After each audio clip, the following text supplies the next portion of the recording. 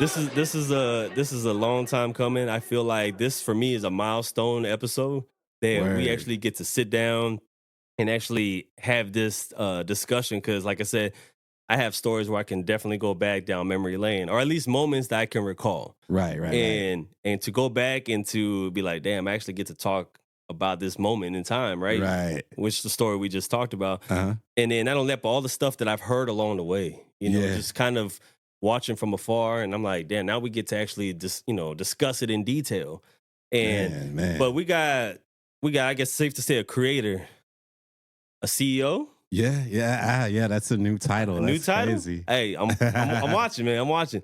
The man with the fangs. I ain't gonna lie though. Hey, we're gonna talk about that too, cause hey, I need to get me, There into you that go. grill Yeah, game. Yeah. I don't care yeah. how old I am. I got to get in there. Hey, yeah, I waited all the way till I was Yeah. Unk unk status. status to get the grills Hey, it's never going. too late. Never Right, too late. never. Yeah, but we got the man who he comes from Red Prodigy. One of Throwback. one of the biggest super teams out of the San Antonio area. I Man, feel like, those were the and days, yeah. yeah, man. Wow. Coco Lounge legend. You know what I'm saying? Yo. Yo, shout Oh, out the to Coco shout out to whoever stories. owned Coco Lounge, man. Y'all need to, if y'all could bring that back, that'd Bring be that incredible. back. That was the best. Like when I think of memories of nightlife in San Antonio, that Coco Lounge area. Yo, it didn't feel like San Antonio, to It be didn't. honest. Yeah, it felt like somewhere else, like LA or something. Midas, like some of the people, they'd be like, all right, you definitely look San Antonio. But Right. that's different. That's Yeah, the yeah, demographic is obviously a little, different, but Right. you get what I'm saying. But we got none other than Richie Branson. He is in the building. Yo, what's up, sir? world? Appreciate you coming What's up, onto the world? show, It's man. Kane Love.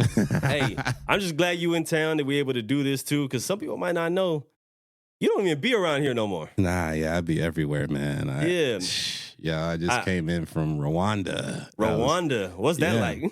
It's chill, man. Rwanda is one of the most peaceful countries. I've been to a lot of countries, especially in Africa. I think I've been to like 10 countries in Africa. Yeah. Rwanda is probably number 2 in terms of like what I call like the peace index. You know what I'm saying? Yeah. Like you can go to Rwanda, duck off, work, and not be bothered, Yeah. And Rwanda's dope. Yeah. That's where it's at. It's real dope. Yeah. We'll go back. Yeah, for sure. Definitely. I believe it. Yeah. So like that's one thing. I mean, I figured that we didn't get to maybe do a sit down because I figured that you didn't live here at all. Yeah. Which I guess ended up being correct. I wasn't like, I'm not checking for your locations, but Mhm.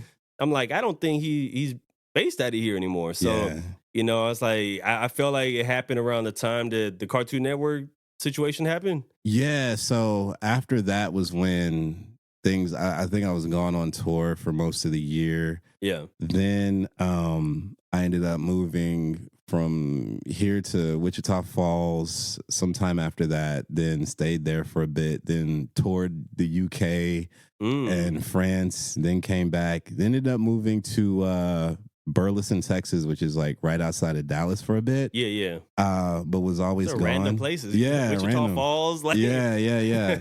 So then, and I moved to California for some time. Then I moved to Burleson. Then I just ended up becoming a nomad. Now I'm officially a digital nomad, which means I have a home base. Yeah. But I'm never there. And so I'm always I'm either in New York, Atlanta, but mostly overseas. So like the past year I've spent probably just as much time outside of the country as in. Yeah. So I lived in Kenya for a bit. Kenya is dope. Dude, how is it the process of just moving so much though? Or it's Well, not too bad actually. It's not bad, but with the digital nomad life, like you have to take taxes into account. Like if you're in a certain country and I just found this out when I was in Kenya for like a very 6 long month time. thing or something. Yeah, right? if you're there for anywhere between 3 to 6 months, like you're liable to pay taxes in that country. So usually what I'll do is if I'm like in Kenya and I'm like, oh, it's been close to 90 days, let me go to this other country next door, post up there for a little bit, break up the consecutive days, like avoid that tax. So if you're planning on like traveling the world and like kind of being a digital nomad, like you really have to be careful with the taxes for sure. Yeah, because that's how you get got. Yeah, because then now you're double taxed. So you're paying American tax and you're paying that country's tax. And some of these countries are robbers of people when it comes to what they charge in taxes. So, you know, you could really mess up your bag if you're not careful. Yeah, you definitely don't want that part. Right. I think for those who maybe are not, you know, up to date with the story though, if we take it back to the Cartoon Network, there was a show, right? Yeah. That you grew up on? Toonami. If I'm not mistaken. There you go. Toonami, yeah. Yeah, I couldn't think of the show, but yes. You did something for it. Yeah, Cartoon Network caught wind. Yeah, I made a song in my bedroom called "Bring Back Toonami," and it was just because Toonami had been off the air. Okay, yeah. Toonami had been off the air, and it was just nostalgia at that point for me. Like, I got to a point in my music because at first, when I was making music, it was just about everything that rappers rap about. You know, money, hoes, cars, streets, money. You know, yeah. Only thing I didn't talk about was selling drugs because I had not sold any drugs, and I couldn't even talk that language. You know? It wasn't you. It wasn't me. So I started rapping about the things I liked, which were anime and video games. That's what I figured. What I grew up on, and I kind of like started doing that in an industry way because I had experience producing like industry records and stuff. Produced for Charlie Boy, shout out to Charlie Boy, Stacks on Deck, Money Gang, Soulja Boy's label, Def Jam, etc. Charlie Boy got one of my favorite ad libs. Yeah.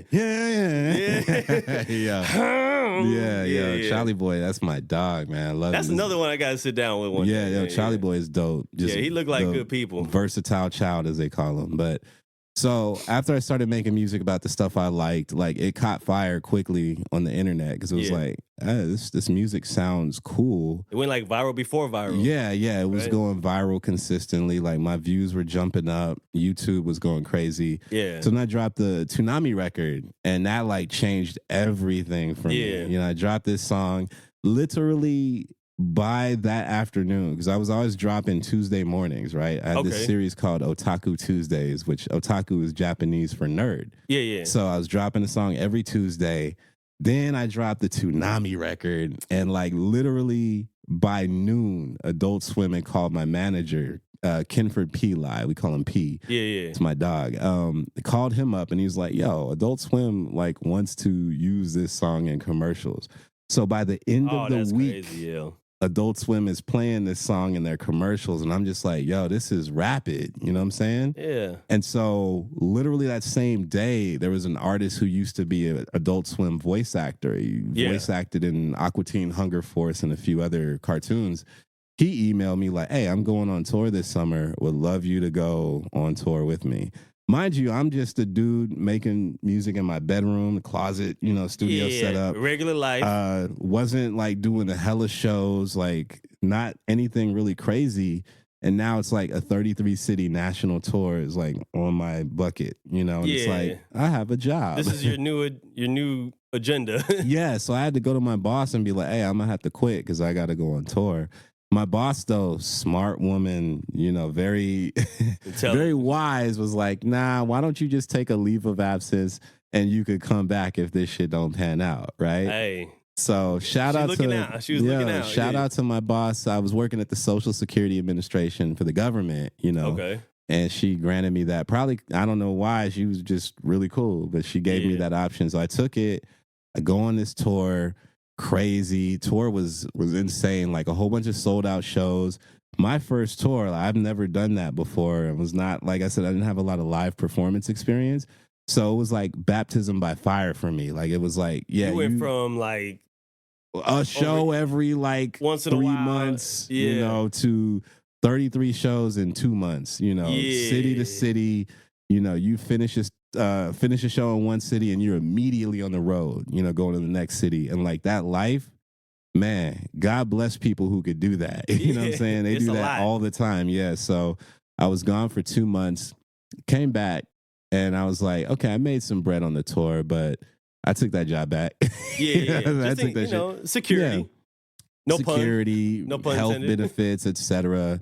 You know, so then after that, like I chilled. I dropped a couple albums, like, you know, just kind of continuing to do things.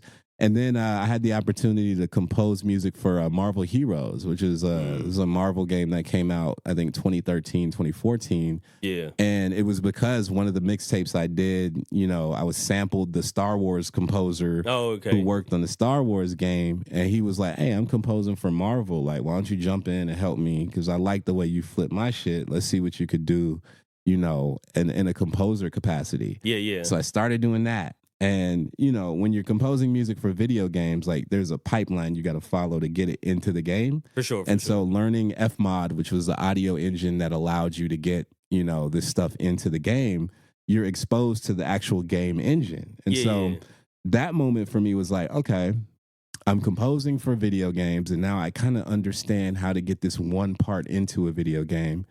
What else can you do?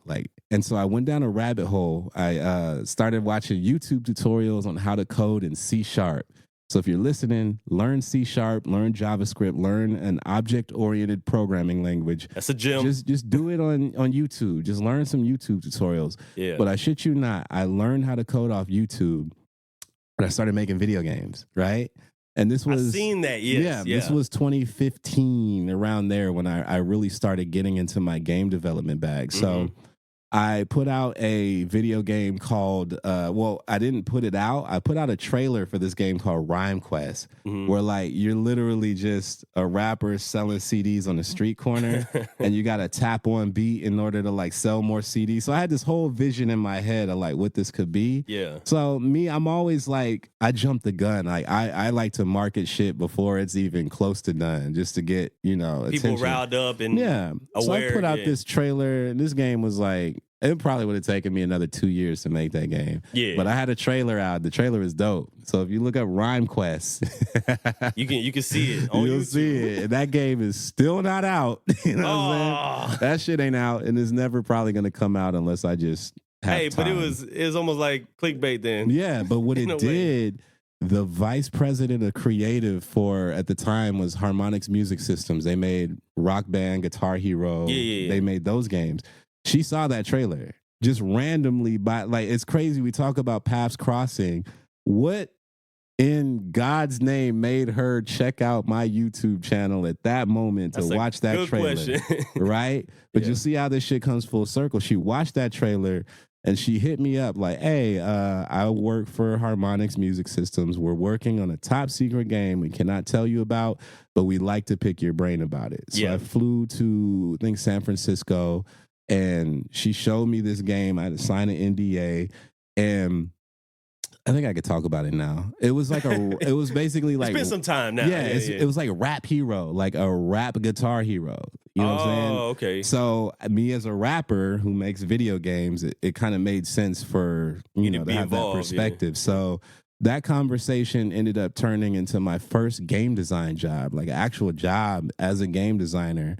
And again, I didn't go to school for this shit. You know what I'm saying? I learned this shit on YouTube. Yeah. So now I'm working for Harmonix Music Systems on this rap hero game, you know what I'm saying? Which is blowing my mind. I'm working with the people who made Guitar Hero and made Rock Band. These are seasoned, legendary video game designers. And I'm just this dude who just learned this shit on YouTube. So there was a lot of imposter syndrome that came with that. When you end up in a position that you feel, because I didn't interview for the job. There was no interview. I'll tell you this.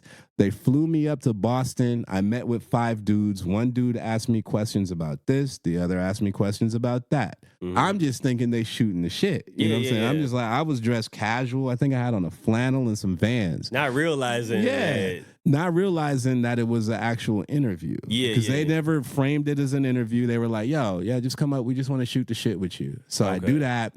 Next thing you know, I get a letter, a job offer, you know what I'm saying, for a formal position as a game designer for the company. And of course, I was like, hell yeah. Yeah, I'm taking that. Yeah. Took that. So now I'm this self-taught coder who's working as an actual game designer in the industry.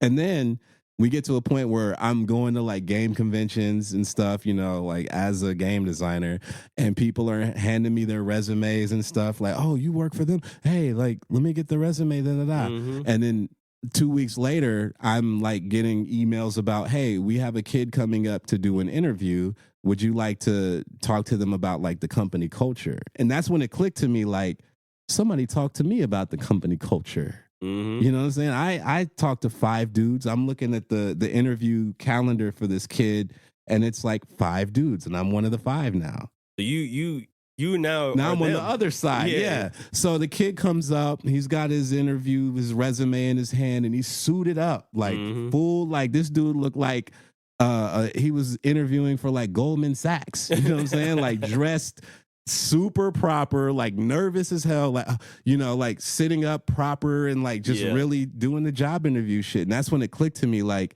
I attracted that opportunity and didn't even know. You just everything that you're saying though, it sounds like you're like just based on what you're doing is all timing. Like your timing was always right. Crazy. So now the kid's nervous and he's going through the interview process, and he's like, "Yo," he told me, he's like, "Man, I've sent in my resume to y'all like every year for the past 5 years, and now I'm sitting here getting interviewed, and this is like the best moment of my life." And what that was to him, for me, was just, I was just dicking around on the internet, and then I got an email to come talk to some people. Is that what you meant, where you kind of felt like the imposter Exactly, part? because I'm like, yo, these people are like clawing and reaching for this same opportunity that I just sat around and just goofed off. It landed in your lap. Landed in my lap. Yeah. And that's when I realized that there is a difference between attracting opportunity and reaching for it. Oh, for sure. You're either a reacher or you are an attractor. You know what I mean? And that's just the law of human nature. Like you're either attracting what you want in your life or you're reaching for it. There's no right or wrong way. But and some works out for some, right? And some, does yeah, not. Because I am not a reacher, and sometimes that has fucked me up in life. Being the type of person to reach for shit. Like I'm so used to just I just do shit and things come. You know what I mean? But it doesn't always pan out in every aspect of life. You know what I mean? You're like one of those who you're just doing what you like and what you enjoy doing, right? And then, unfortunately for you, it's like whatever you like pretty much put your hands on just like is received well or turns into like gold. The Midas, it turns into gold. The Midas touch. Midas touch. Yeah. But I say that to say like, but what people don't see is there's a dark side to that, because as when you create, like I'm the rawest creator, man. Like I cannot live in any other bubble except within one where I can fully focus on being a creative. Yeah. And so I'm not able to multitask and do multiple things in terms of life. So for me, like I have to structure my life. Everything in my life now is built around me sustaining that creative zone. And sometimes that could be very lonely, because attachment to certain people, you have to break it, because, that's going to be a distraction. Even if it's a good distraction, it's still a distraction that could potentially ruin my ability to build what I'm trying to build. And so as much as I've won in life, I've lost more. I've lost just as much. Whatever you see me doing, whatever up you see I have, just know that it cost me just as much on the other side in order for me to be able to live the life there was definitely a down moment. Yeah. And people don't realize that, or they don't notice that part, because exactly they only want to see you when you up, right. And and I talked to a few like close friends about that before, where I'm like, hey, like we do this presentation, like, especially on our platforms, social medias, and things like that, where, we showcasing like the great moments, the happy moments that we're having in life, right? Like whether it's, succeeding in something in the podcast space or like in the music or whatever it is that we're doing. But people just see and they just be like, oh, yeah, you're just winning. Like it just looked like you're winning. Right. I'm like, yeah, but don't forget, there was a lot of like trials and fails and like all kind of things that didn't work out, you know, and shit. This show alone is a perfect example. There's many times where I'm like, maybe this ain't what we're supposed to do, or let's reinvent it. Right. Let's figure out a new blueprint, or something. And it's ended up working out every time. And it's, maybe that's a form of reach, where you're trying to reach for something better, or just kind of trying things out. Yeah, because I'm always reaching within. Yeah. I may not be applying for jobs, but like I am reaching within to find the formula that works for me in order to attract what I attract. You know what I'm saying? And so, I always tell people like, the journey, like in order to get whatever it is that you want, you have to first get yourself. You know what I mean? A lot of people, they don't take the energy to explore themselves and really master themselves. And that's the hardest part, man. I had to master myself. That sounds crazy. That might be a like, little pause. That's a slight pause. Like, I had to master myself. Okay. Hey, yo. Yo. Might be a light pause. I had to really discover what works for me and what doesn't work for me in life in order to really kind of establish that decorum of what could possibly go crazy. You know what I mean? Yeah. So, you know, I'm working at the Rock Band spot. And then they end up getting bought out by Epic Games, like not too long. Like I want to say maybe a year in, Epic Games buys them out. So now they're figuring out what to do with the staff. They're like, okay, well, we just acquired your company. So they're going and picking people and putting them in different departments and shit. So they're like, Richie, Fortnite. So now within a year of getting a job into the games industry, I am now a designer on the biggest game in the world. Fortnite. Yeah. So that's when the imposter syndrome really kicked in because I'm like, how the hell? Yo, I was just learning this shit a few years ago on YouTube, and now I'm a game designer on the biggest game in the world. They dropped the bag, too. Let me tell you, game design, it pays good money. Yeah, you know? I believe it. Yo. We see how much the GTA 6 has already had invested in it. Right. So I bought my dream car. I had a Nissan GTR. Bought that. Oh, that's fire. Now I'm driving around in this GTR, and kids are like, "What do you do for a living?" You know, and I'm like, "Oh, I'm a game designer." Get money. Yeah, and it just totally because I don't look like a dude who makes video games. You know what I'm saying? Like it's a look. Trust me. Like you go out to these places, like it's a certain look. I would say if I from the outside looking in, if I go to a gaming convention or they have like almost like how they do Comic-Con, right? Right. Yeah. For games. Yes. So yes. I just vision like nerdy white kids. Yeah, pretty much. It's definitely Bill Nye the Science Guy looking dudes, and I'm just like that's the demographic. Carlton Banks, in here and there, like anybody, those fit the description. I feel like, but it's like it's dope when you see the people who like you'll never know. Right. Like unless they tell you. Yeah, exactly. I'm a game designer. Like if I told somebody I'm a game designer, they're probably like, yo, nah. You cap it now. They wouldn't believe it. Right. So I'm in that aspect now where it's like I'm getting paid, I'm getting paid. And, I'm working on Fortnite. And it was right around the time when we're bringing Goku into Fortnite. We're bringing LeBron James into Fortnite. Like there were so many like cross-cultural moments that were happening where we were mashing up Fortnite with other sort of lanes within pop culture. What year was this? This was 2020 through 2023. Okay, so, cool. Yeah, so that was a window. You was in that whole COVID era. COVID era, and it was beautiful, man. We were all working remote, you know what I'm saying? And they weren't Don't in a rush. leave. Yeah, so I ended up staying remote. Like I never worked on location. And, I'd be in like Africa, like checking in code to Fortnite from Africa, That's VPN, crazy. of course, so they didn't know, like I was all over the world designing and cooking on Fortnite.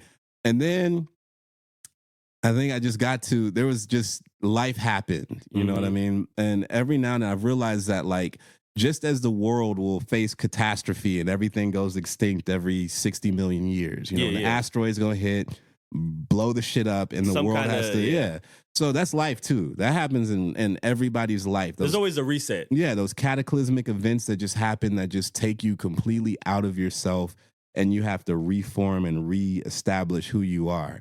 So I had a moment like that happen that like took me completely out of my I lost purpose. You know what I'm saying? So I ended up leaving Fortnite and I spent like a year doing nothing, like no work, no nothing.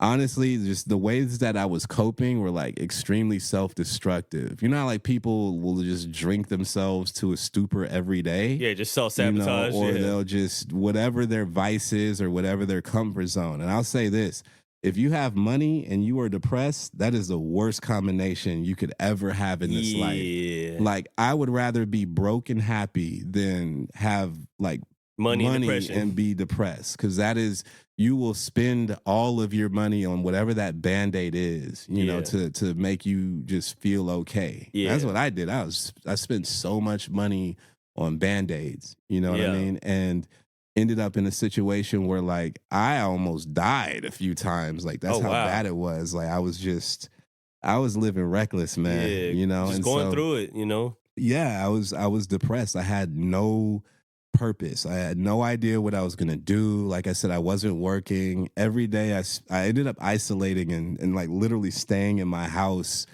not doing shit, just Uber Eats bags everywhere, bro. Like Jesus. It was bad. It was me at my lowest. And so, you know, nobody saw me. Like my mother didn't even see me for some time. Yeah. You know. And eventually we get to like 2024 and I'm still in this like purposeless state. You know, I wasn't making anything, no music, no games. I wasn't creating. I was consuming every day, just consuming. And that's not like me. You know, I'm a creator. So to have that like sort of like oxygen that I usually rely on for a sense of purpose just not there, it sucked. And so ultimately, you know, you go through life and as much as you blame the world for your problems, like I had to one day wake up and just be like, it's me. Yeah. You know what I mean? Let me reflect and understand. Yeah, because other people have gone through what I'm going through and they didn't react like this. So why am I? You know what I mean? So I ended up deciding to leave the country. That's when I really was like, okay, I got to get out of America for some time because there was options. And that option for me was like, okay, if I leave the country for a little bit of time and just get away to where I don't know anybody. Hell, even better if I don't speak the language, because then now I have to focus on self. Yeah. So I went to Rabat, Morocco, which is a beautiful. Morocco is probably one of the most beautiful countries in the world. Oh yeah, I've seen videos. Morocco's dope. It reminds me of California. It's like the California of Africa. Okay. So if you want that kind of Cali weather, you know, versatile scenery and shit, go to Morocco. It's really cool. Oh, you know what? Shout out to one of our ex co-hosts, family of the pod, Norm Gatson. Okay. Yeah, I definitely know he's been out there in Morocco. That fool be all over the world too. Yeah, Morocco is okay. Yeah. Morocco is fire though. The stories be different too when you going around the world. Like, right. Yeah. Oh man, we can do 3 episodes of travel stories. We had to bring you back each time you come back into town. Yeah, like, all right, man, we need the new joint now. What happened? So I started in Morocco. I got myself together. You know, I managed to kind of get to a place where mentally I was okay. And this was at peace. June 2024. And this is when everything that's happening now started there, right? Okay. So I finally got to a place where I could create again. And I'm like, all right, I'm back. I feel like I can create. Motivated again? Yeah. Kendrick Lamar had just dropped the Not Like Us video. Oh, the music video. Yeah. So I saw the video. I saw there was like a scene, like he's in a blue room and he's beating owls. Yeah, and I was like, that would be a cool video game. And now I'm in the headspace. Everything is right. You know, I'm no longer just destroying myself every day. And now I can actually think and act. So I pulled up my laptop. I think I went and got some street food and I got food poisoning. So I was like stuck in bed. Wait, where were you at again? In Rabat, Morocco. You were in Morocco. Ate some street food. Ate some street food. Well, wait, hold on. I'm a foodie. What'd you eat? I think it was chicken tagine. But like from the street, Yeah, it was a street, just a little, you know, and I don't think it was undercooked. And you know, chicken, you gotta. You cannot undercook. Yeah. So I had a little salmonella or whatever I had. It just wasn't sitting well. Yeah, you was messed up. So I was just stuck in the apartment, or I had a B&B across from the ocean, beautiful view. But I'm stuck, you know, just in bed. No flex. No flex at all. Light flex, you know, it's across the, I feel like Tony Yayo. Nothing crazy. You know, tell you, I was in Morocco eating. You know, you did. Tony Yayo. I'm in Morocco eating, you know, buffalo chicken strips with skunk soup. Like, just it's so funny because every time, like, you know, used to call this like the John Cena. Oh, yeah, Until I realized John Cena got it from Yayo. Right. And I was like, now I can't call it the John Cena no more. You got to call it, you got to that's that Yayo now. Got to give praise where praise is due. You know what I'm saying? Shout out to Tony Yayo too. Yeah, man. Tony Yayo. He crazy though. He eats. He's a foodie of exquisite taste. What is it? He always says he be eating caviar pancakes. I believe it. Which is wild to me. Like syrup, caviar. That's crazy. Hey, when you get money though, sometimes you be doing shit that just Completely unnecessary. Yeah, and it's almost like you just checking off the box. Yeah. I don't necessarily think I would like caviar pancakes. You know what I mean? I don't know about that. But I probably I feel like I'm, like I'm the shit though if I do it. Yeah. Like if I talk about it, I'll be like, I'm gonna hype it up. Right. Like, oh yeah, something like we eating that caviar, Right. And I'd be Nothing doing crazy. shit just for the story of it. I'm crazy like that. It's funny because I went to oh man, shout out to this restaurant actually shut down in Houston though. Just like recently. I went to, I started doing a food review show. Okay. Yeah. And so I was in Houston for something, and we pull up to this spot that I was introduced to years ago. It's called Riel. Okay. I've heard of Riel, Yeah. And it's kind of like that fine dining style. Right, yeah. And so we look at the menu, we're like, man, let's just order a bunch of everything. Like we own the bone marrows, we ordering like the bone marrow, okay. What is it, the Wagyu tartar? we ordering duck and all kind of stuff, right? Right. And then, over there, they do the whole, or you can do the bone marrow whiskey shot or bourbon shot. That's wild. So you scoop out all your bone marrow. When you're done, they pour the whiskey. They come over there and you hold it, they pour it down, and you just, you throw down the shot. Yeah. And like I said, I never had Wagyu tartar before. Okay. So I'm like, wait, this raw meat, pause? And I was like, that shit ain't cooked. And I was like, I don't mind, because when I eat Wagyu, of course, that thing got to be damn near medium rare. Right, yeah, you guys. But I never had it to where, we straight off slicing off the cow. Yeah, right. And then you just sprinkle some stuff, make it look pretty, and now we eat it. And I was like, but we got to do it for the culture. Did they heat it up at least, or was it still cold? Oh, wow. No, it's it looks like grounded almost. Oh, wow. And then they place it on the plate and they make it all fancy looking, all these little, ingredients and stuff. Yeah. And then they're like, yeah, you just go in now. And they, you can eat it with like a chip. Shout out to Louisiana Cracker Dude. Okay. Yeah, you eat it on the chip and then that's it. And I'm like, but when you ate it, I was like, oh, I feel different now. Really? It's like, yeah, like when you do something like fire, and you people ain't doing it like that. Right. And now you feeling yourself a little bit. Yeah. So I ain't gonna lie, I was kind of feeling myself that day. I was like, we eating different over here. I know when we post this, people gonna be like, oh my God, you eating raw meat? Yeah. Yeah, I did that. We're doing that. Yeah, I did that. You don't know nothing about that life. No, it's something about food that is like the ultimate explorative experience, right? And a flex. Yeah, and it is a flex, Yeah. So, I had food poisoning, which was not a flex. Oh, no. I forgot we were on that topic. My bad. This is circle back, you know. Yeah. So I'm chilling, working on this game. And I decided, I was like, I'm going to make this Not Like Us game, just as a project to show that I could still create. I did download that, by the way. Okay, yeah. So I make it, and it took me like 2 days, man. I'm quick when it comes to making games and just conceptualizing like hyper casual games. Like I'm really quick at it. So I put that game out in 2 days after I decided to make it, which was a week after the video dropped. So I dropped it, I think, on a Monday. Oh, so that shit was gonna go crazy. So of all the times, I've been viral a lot. I've been viral for so many different things in so many different ways, but this was the quickest ever. Like overnight, damn near. Not even overnight. I dropped it, and within 2 hours, it was on Billboard. It was on all the gaming websites were talking about it. BET News, all of the things were just picking this up and running with it. Like Not Like Us is now a video game. Yeah, go get that. Yeah. Because I remember seeing the links everywhere because people we knew mutually were like, yo, this game is going crazy and made by one of our own. Yeah. And I was like, Richie Branson did this? I was like, I was like, man, this guy don't.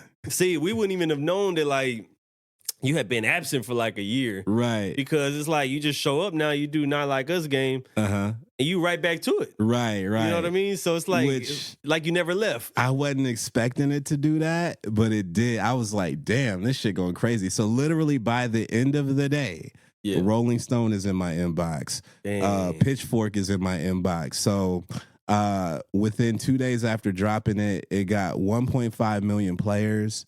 Rolling Stone interviewed me about it, you know, and that was real cool. I was like, I'm Rolling Stone Richie now, you know what I'm saying? Now, see, I'm telling you, these things, they make you different. Right, yeah. That's when I was like, all right, Rolling Stone interview. That was the highlight. I'm like, y'all ain't never interviewed me for my music at all. Wait, did that? I want to say they didn't interview me, but they covered something I did, probably, you know, some viral shit. But most that was, likely. You know, I'm getting interviewed by the biggest music publication in the world for a game I made. And that was like a crazy crossover for me to see that happen. Yeah. So the game's out, it's booming. Like I said, 1.5 million players. Like, it's just that week I'm riding that wave. So then I start thinking, right? This is when it gets crazy. Yeah. I start thinking, I'm like, you know what?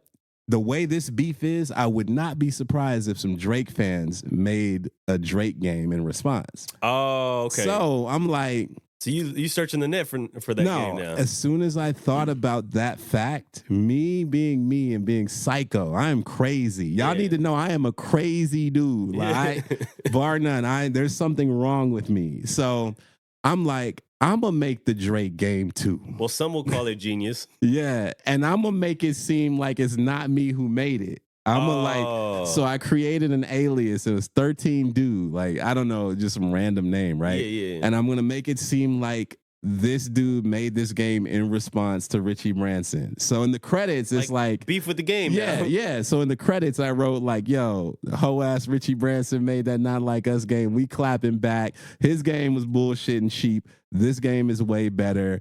Drake fans up, right? OVO, team OVO up. So I put that game out a week later, right? Yeah. And within 2 hours, that shit's on Billboard. It's viral. On Complex. Viral again. And narrative is Drake fans clap back. We now have a video game rap beef. That game gets 2 million players within 3 days, and we back in the news again. Yeah, right? Just like that. And it was all me. Yeah. Like, you know, it's like the villain in the Scooby-Doo, you know what I'm saying? That it's might be the ultra flex right there. Yo, it was all me. And this is the first time I'm actually admitting that publicly. It was all me, guys. Oh, no one knows this? No one knows that. But if you play the Drake game and you hold shift and press MB, the secret code will pop up that says, Richie Branson designed this one too. Oh. Yeah. So I literally created a whole narrative around rap beef going into video games. Yeah. I made both games. Both games did crazy numbers. It was and this is the very first time that you told this story? Yeah. I've never told that story before. So nobody even knows you're the creator of the OVO game. I did the Family Matters game too. Oh my God! That is a Cheap Suits exclusive. Oh look, man! Hey, yeah. I'm already. I feel like we did it all already. We accomplished today. So I seeded it to like the Drake, the popular Drake. Like this was just a genius plan. Like I don't even want to say too much because people might take that playbook now that I think about it. But no, I basically just they will. I released it. I did both, and they both did very successful. And after that, it was crazy. It was crazy because like after that, every major label hit me. I had executives at label A, B, C, D, all wanting that for their artists. But at the time, I was still fixing my life. So I wasn't ready to deal with any of this in a business capacity, right? So I literally did that and then just got all these connections, but never did anything with them in 2024. Because I was just like, You weren't ready yet. I wasn't ready. I didn't know what I wanted to do with my life. I had just kind of found my peace again and like, my ability to function. So it was like, yeah, let me just sit on that, pause. Yeah, whoa, hey, yo. Oh, hey, yo. Let me chill. Nah, we pretty much we known for the pauses over here. Yeah, I know, and I watch a lot of podcasts now, and I see the pauses and things. So it's like, and one of my business partners from Harlem, so like, he's from so he pre-pauses. He'll be like, I'm about to eat some pause meat over at this restaurant, like.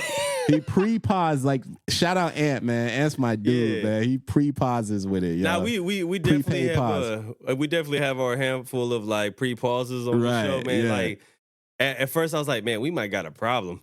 It's like, we couldn't even get past like 2 sentences without saying something flagrant. I'm like, man, that's pause too. Yeah. Oh my God. But it's like some people will be like, they might get offended by it. I'm like, No, bro. I was like, at the end of the day, it's in fun. Yeah, You know, it's I'm like, all we in having good. a good time. Yeah, it's Everybody gets a laugh when somebody right. says pause, especially if it's Yeah. crazy. Yeah, there's no Yeah. phobia behind it. It's No, just not like at if you all. say something heavily innuendo, like you're gonna pause that, Yeah, yeah. You're Because gonna pause that. some stuff is a little wild. Yeah, some stuff gets Yeah. crazy. You seen like some of the stuff like when like the sports analysts Yeah, when oh they be talking. I'm like, oh my yo, god, ugh. they brought the big D tonight. Yo, They're backing them down, but the D was too stiff. Like what's it with Jason Terry when he goes, yeah, you know, we had to play hard, stuck the D in. Yeah. We like, yo, what are we talking about right now? Right. This man is wilding. Yeah. See, it's moments like that where I'm like, all right, bro, if you don't realize Sometimes, what you said, you got to have that inner monologue when you're like speaking. They're just like like a little DVR TiVo type shit in your head to just catch yourself when because you could go down that rabbit hole and you gain momentum, and now it's a snowball effect where it's like every other word is like sucking D in and grabbing the ball. It just it gets bad. It gets bad. Like for example, but still it's a pause. You know what I mean? Yeah. So you can't even say sit on it no more. Yeah. So it's crazy. Going back, I had to chill on it for a bit. Had like all the major labels were like really, they were really rocking with what I was doing, and I couldn't really take advantage at the time because my headspace wasn't right. Yeah. So I ended up going. I lived in Morocco for 2 months. Then I moved to Egypt, the Gambia. I was in Gambia for like a month and a half. Yeah, Egypt's crazy. Yeah, I got to go to Egypt. It's beautiful. I do want to go. I want to go everywhere you're going right now. Yeah. Egypt is beautiful. Then I went back to Kenya. Kenya is like a second home for me, man. Kenya. Yeah. Because they speak English, the legal system is very similar to the States. It's just a beautiful place to be. The weather's nice. I don't know. It's just something about the motherland, though. When you go, like everybody there has purpose. You know, like if you go to Africa, everybody is waking up trying to figure it out for that day. There's no middle class comfort. Yeah. You either got paper or you don't. Yeah. Most people don't. There's no middle at all. Yeah. So they have a certain hustle, a certain vibrance to the way that they approach life and live life that's very contagious. So anytime I feel like I need to have that hustle, I will park myself in Africa for months at a time and just absorb that energy. Mm-hmm. And it just makes me think every time I wake up, there is no like, oh, let me just chill today. I treat every day as if like I got to figure out how I'm going to feed myself. You know what I mean? And that reminds me of, my family from El Salvador. Okay. Yeah. It kind of, it sounds real similar the way you're describing it. It's like when we go there, you either see everybody is like, there's no middle class. Right. Yeah. It's just like everybody, if you have to work, you just got to get up and work. Everybody got to do the same thing. Uh-huh. And then if you do have money, you're non-existent because you're nowhere near the same areas as everybody else. You were all the way out the way. You're not going to be seen. Right. And so I get what you're saying that, that view of that's how it is like of the people there where you only have two ways that money or like brokenness, right. And so like that survival instinct that you see in everybody, you know what I mean, when you're around that, it's kind of like New York is kind of like that, but it's more hustle, greed, you know what I mean? But when it's like literally like I got to figure out the play today so that I can eat, you know what I'm saying? And some people will go without eating, you know what I mean?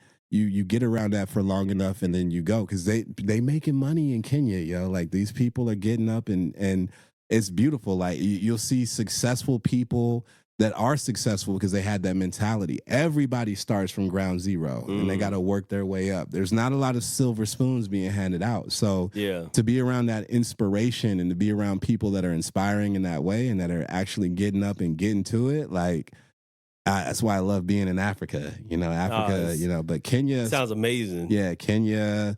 So I ended in Kenya and then I went back home and I didn't even want to come home till I was ready. You know what I mean? So I stayed out of the country for like 6 months until I was like, okay, I think I can go home and be okay. Yeah, but all this time it's like not even seeing your family. Right, not even seeing my family. And that was the hardest part, man. You know what I mean? And that's really the hardest part about it is like you gotta you choose between whether you're going to spend your time building the life that your family deserves or being present, you know, and your energy as you get older, you have less of it to be able to do these things. So like for me, even now, what I'm building now, like this is like my last push, you know what I mean? It's like I don't have another one of these in me. Like this shit I'm doing now, it's gonna work because I have no choice but for it to work. Yeah. Because I'm not There's no gonna room for failure. Yeah, I'm not gonna start over and try to do this again. I'm just gonna, you know, whatever. So yeah. But for most things, it sounds like you kind of just wing it all. Yeah. It really is a lot of just shit just be happening. You know what I mean? Yeah. And so when I went back to the States, like I took my time, you know, I got back, just kind of reevaluated life. Ended up going to New York for some time and just getting some business things going, like trying to get into the habit of being a business person, you know. And as I'm thinking of like, do I want to work for people or do I want to work for myself? Because I've never started a business before, ever. Like I've always, you know, I've little entrepreneurial, like dip my toe into it type moments, but never, full experience. Yeah, not the full experience because running a business isn't easy. And so I had this idea for a while and I came up with it when I was overseas, when I made the Drake game and the Not Like Us game.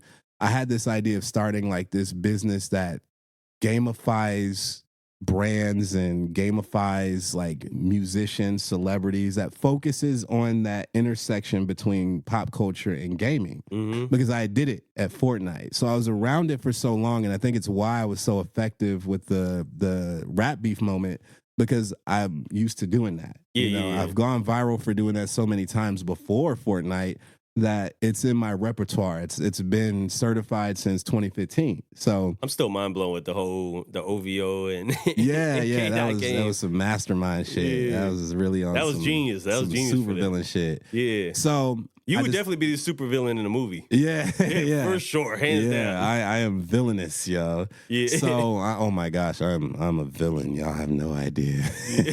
Well, currently with the fans, you definitely I'm right embracing it. I'm embracing You're it. Richie Blade. Yeah, I'm a villain in the quarter zip. You know what I mean? This is very topical wear right now. You know, everybody's switching from the Nike Tech to the quarter zip. So I had to pull out some light. You know, no, this is the Ralph Lauren cable knit polo quarter zip. There's levels to the quarter zip game, and with the slacks. Yeah, and this is like I got slacks on with the loafers. This is mid level too. Then you could go up to like your Peter Millar. Like there's higher levels. You know, yeah. Now you talking crazy. Yeah, and that's different. But the quarter zip life, you know, that's a different feel, huh? Yeah, it is different. You know what I mean? So I'm a regular T-shirt kind of guy. Okay, yeah, me too. Usually I'm graphic teed up. Yeah. You know, very much so heavy in the graphic. Probably tees. a lot of anime tees. Yeah, a lot. Yeah, I'll go to anime conventions, cop a couple tees, and I'll wear them shits out. Some of my homies been trying to get me to get into that anime space because I've never like you should. But you know, if you can get into entrepreneurship late and buy grills later, then why can't I get into anime? Yeah, it's never too late. Yeah, never too late. I just need a list to see if what's the best starter. Yeah, I got you. We gonna go through that. So I'm debating on whether how I want to shake this, and the idea I had was to start a company that would basically serve as like a tech agency that, you know, brands, celebrities, etc. can come to, you know, come up with interactive tech, games, apps, etc. Like I wanted to kind of cater to that niche. You know what I'm saying? And so I decided after some time that I would do it, you know. And my old manager, Kenford P. Lai, who had managed me as an artist, beautiful, like really dope businessman. Like his business sense is top tier. So I was like, I gotta have him in. And then my boy Ant, who I've worked with in a tech capacity before, like he's really strategic. He really knows what he's doing in terms of like forging relationships and being the person that could reach. Because in business, you have to have that person that can outreach. You can't just sit and wait. You know what I mean? And he's really good at just being the momentum drive. He's got motion every day. You know, he got that African energy. Working. Yeah. He's like, well, how we gonna get it today? You know, so he's the hustler. Yeah, definitely. Yeah. So when I thought about forming the company and like they were like, yeah, we should do that. I was like, okay. And originally I was like, I want to be in the back. I don't want to be in charge of shit. I just want to sit in my bubble and create. Yeah. And they both were like, nah, you can't. You gotta be. You gotta be a boss. Yeah, because the vision, ultimately what I realized as a CEO is there's a spectrum of this shit, right? There is a spectrum that exists, and this is a gem. If you are a CEO, if you lead a company, there is a spectrum of how you can end up playing it. Yeah, yeah. You could either be a condescending executive officer, or you could be a chief empowerment officer. You know what I'm saying? Yeah. And what the I mean, empowerment one sounds exactly, because like you could be good at day-to-day management, but your team doesn't really understand your vision. And so there's a failure to communicate your vision if that's the case. But a chief empowerment officer is not micromanagement. He doesn't have to micromanage because his team is so empowered and they believe as much as he does in the vision, or he or she does when it comes to the vision, that they just everything is executed, because in order to execute, you first have to have that sense of empowerment. And in order to instill empowerment onto other people, you have to be empathetic. Yeah, yeah. So, you know, with the role, which again, I didn't want to do it. I do not like being in charge of shit. Yeah. They really were like, no, because you're so good at communicating your vision. This is your vision. Yeah. You know, we're in support of your vision, but you are the best person to speak to your vision and to relay it to other people. They're just ready to be the backbone. Yeah. And plus they were like, you know, you have the you talk. You know what I'm saying? You like talking. And so I was like, all right, I'll do it. You know what I'm saying? So that's how FanArcade started, which is the company that I co-founded and am the CEO of, which is crazy. It's crazy. I've never been a CEO before. You know, it's good to have that support where they believe in you. Like, Right. We're going to stand behind you. Yeah. You be the face. You be the boss, CEO. Right.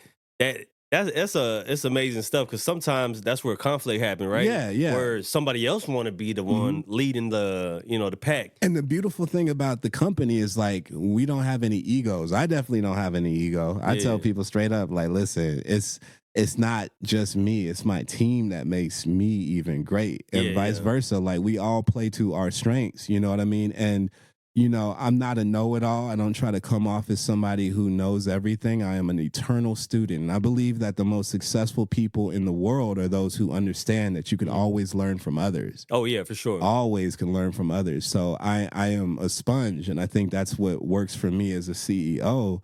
Is I listen to my team. You know, we have so many stories of things that I've like thought that I wanted to do, and then I listen to the team and I get their feedback, which I value. I value their voice. Sure. And none of the decisions I make are unilateral. Like, I'm not just saying, you know, we're gonna do this because I said so. You know, I'm not that kind of leader. You know, I feel like the best thing I could do as a leader is just consistently keep my team engaged in my vision. Yeah. You know, and so shit, sometimes they believe in this shit more than I do. Yeah. You know? Sometimes, but you need that. Yeah. You know, because, you know, that'd be, you know, if you're going to be, you might be like me, where I'm just really like self-critical. Like I'm my biggest critic. Me too. You know, or like, you know, sometimes I'll second guess something, but I think I've learned to kind of get out of that space. Right. And I'm like, if I believe in it and I feel confident about it, let's just go. Yeah. Like now I'm in that go phase now, where I'm like, I'm not doing that second guessing of myself and you know, like, let me be confident in my first thought, because that shit might be the one. Right. You know, you got to trust your gut. They call it analysis paralysis. Is that what that is? When you that sounds crazy. Kind of stay like you don't really take the step you need to take because you're just so focused on like the what ifs, and so it's better to make a sloppy first step than to make no first step at all, because you're trying to be too careful and proper with how you move. And so, you know, with how I move as a CEO and leading this company, is we just constantly have forward momentum. It's not always going to be pretty. It's not always going to look good, but we take every step we can every day. You know, like there is no thinking, oh, is that a good idea? Let's think by committee and move by committee. Like, that's cool, but like nothing would ever happen, you know? That sound like a typical like CEO, right? Yeah. The voice like, let's see. Yeah, let's Dave, what are we doing today? Let's talk about it. And I've seen in my dealings with certain companies, like they can be like that, you know, where nothing ever happens because it's constant deliberation and trying to refine and da. And it's like, you got to put something out. And that's how CEOs get clapped in New York in the street. Right. There you go. You know, Shout out United Healthcare. Hey, we got to watch who we put at the, the front line. Because look what can happen. And it's a funny story about putting shit out and why it's so important to me to do that is when I released a Not Like Us game, that shit took me 2 days. Like, I did that shit in my light sleep. work, Yeah, but there was a guy, he was working on like a very dope, like super dope game. Like he had 3D characters, he had Kendrick doing super moves, and it was crazy. He'd been working on it for a long time. Yeah. And so when my game got out, it got all the press, and then here he come hating. Like, man, why your game get all the love and my game is clearly better? Like the dude was hating hard, right? Timing, bro. And it was a mixture of like, it was like, bro, like, I hope this serves as a lesson to you. And anybody who's watching this is the most important lesson I can give you. Put shit out.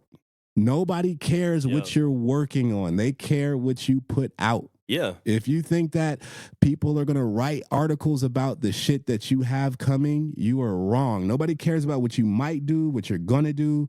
There's so many going to do people that talk all kinds of shit about what they're going to do. I don't do that.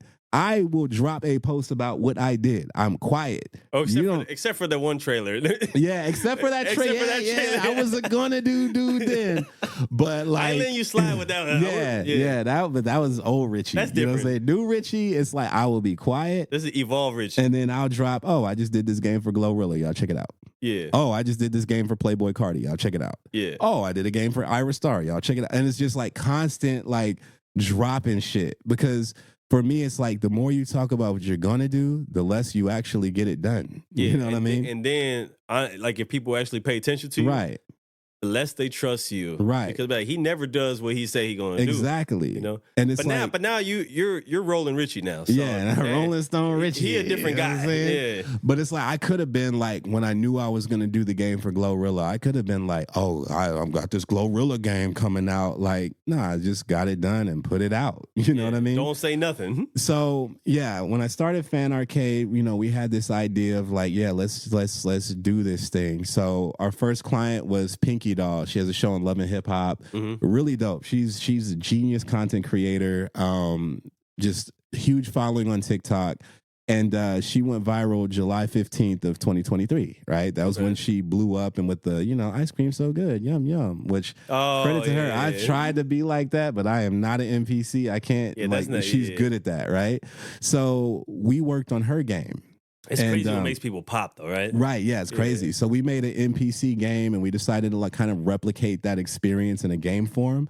So we launched that game July 15th, 2025, right? That was 4 months ago. August, September, about 4 months ago, right? Yeah. That was our first launch as a company. That was when we launched FanArcade 4 months ago. And it's funny because I went viral July 15th, 2024 with the Not Like Us game. So exactly 1 year later, after dropping the Not Like Us game, I dropped the Pinky Doll game as my company, FanArcade. So now we making games for rappers and celebrities and singers and shit, right? Damn. So we dropped that game, and like literally right before that, Glorilla's team reached out to do a game for her. So I dropped that game while working on the Glorilla game, which I finished, and I think we dropped that a couple of weeks after Pinky Doll's game. We dropped Glorilla.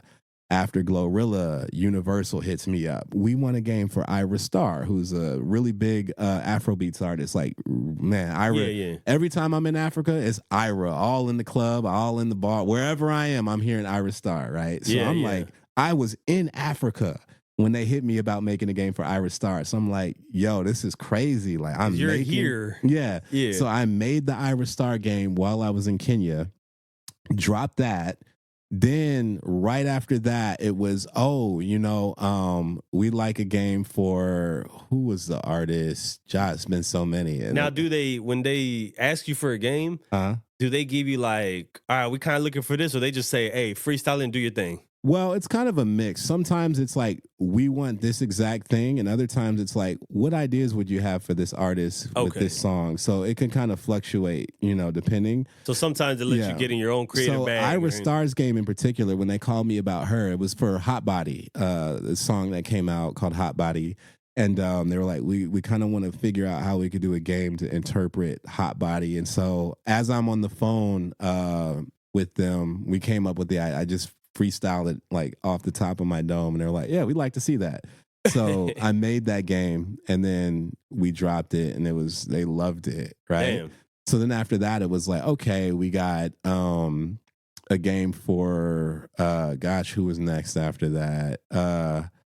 I think Interscope hit about, seeing if we wanted to do something for like a Playboy Cardi game. So put together a Playboy Cardi game. In that same breath, it was like, oh, Summer Walker's coming out with an album. And that was the Summer Walker game, though, was like the best, I think, so far this year. And that just released like 2 weeks ago. Yeah. So I'm going to check that one out. Yeah. So we ended up dropping Summer Walker, Playboy Cardi, and Chance the Rapper. We did a game for Chance, which was really fun. Shout out to Chance. Yeah. Chance is an amazing, he's actually one of my favorite rappers. And so shout out to our designer, Kiwi. So we actually have designers as a part of the company now. Kiwi. She made the Chance the Rapper play. Going back to that empowerment shit. Oh, yeah. I said, yo, Kiwi, whatever you want to do with FanArcade, like, don't ask for permission. Just go. So she came with a whole proposal one day, like, hey, I got this game idea for Chance. I already talked to Chance, and he's down. And I'm like, Chief Empowerment Officer. You know what I mean? So now we got a Chance the Rapper game. Put it together. Put it out. If y'all go to chancestuff.com right now, you could play Chance the Rapper's game that we made on his website, chancestuff.com. That's then crazy that you now, like, you can see these things and you're like, damn, I did that. Yeah. Or we did that. Right. Yeah, the team did this, but like your involvement is just like maybe a few years ago, you probably never would have thought this would be going on. Yeah, I did not see this. So I didn't see this at all. Is it sometimes you like just be looking back at things that you've done or like the successes and be like, I'm the shit. It's weird. I don't ever get there. I feel like I'll never get there. I'll probably have like 5 Lamborghinis and still be like, I got work to do. I need to get that McLaren P1. You know what I'm saying? Like, I think that's the beauty of like that trajectory is like, I don't think it'll ever stop for me where I'll just sit down and be like, all right. But when it does, that's when the creative side of you stops too. Exactly. And I think you don't want that part. That's my biggest fear. So we dropped the Chance game. We got Playboy Cardi. It was like a little fan game that we put out. It was really dope. And then Summer Walker comes. And the Summer Walker was my favorite so far because out of every game so far, because they came with a concept. They were like, yo, we want to do like a Pac-Man version, but she's like running from whack dudes. So I was like, that's funny. I want to make it. Yeah. I made it, sent it in. They loved it. The team loved it. And then what I didn't expect, because the labels and the way they do with their artists is like, sometimes, it's like, yeah, I got the game, put the game out. It's cool. Either way, the checks are getting cut. So like, the pape's coming. Let me get that money. But it's like, there's always like a strategy that they have and how they want to roll it out. And sometimes it works, sometimes it doesn't. I think a lot of them want to recreate the Not Like Us thing.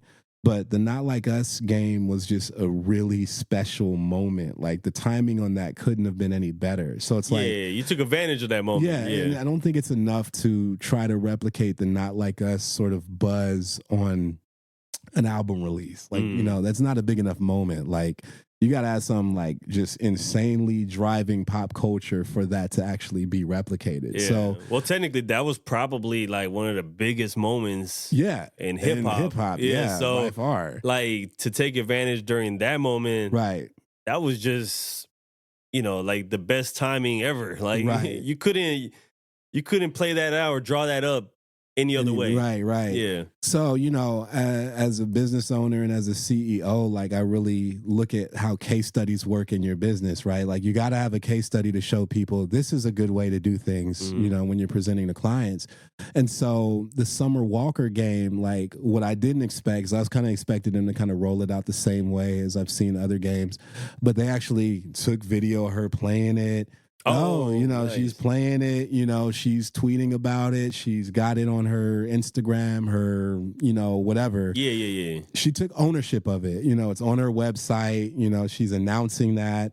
And that makes it even better. Yeah. So it performed better than all of the other games we made, like for clients because of the explicit ownership. Like, I'm Summer Walker, I am playing my game, you could play it too, it's over here. Yeah, she was interacting with it. Right. And so that drove a lot of traffic, and I think that game was successful.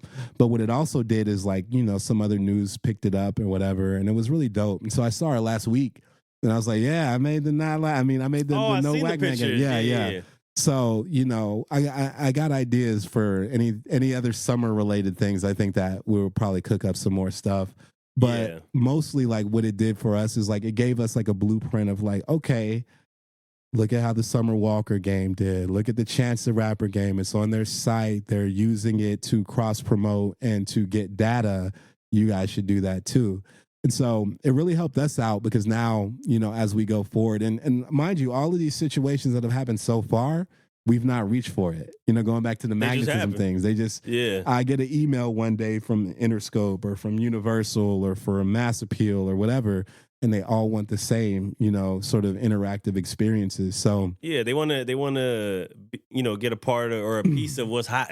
Right. They want to be involved in that. So yeah, that only works in your favor. Right. So, yeah, because they got to contact you for that, right? Right. Yeah, they do. And I think that what works for us as a business and why we don't have competition in this space is because we know the culture, like, we're a part of the culture. Yeah. So, like, there's game companies that have made games for artists before, but they're not us, and you could tell in the game don't feel like it's really made with love. You know what I mean? And that's an important thing, when it's the difference between, like, eating the McDonald's burger and eating the Gordon Ramsay steak burger.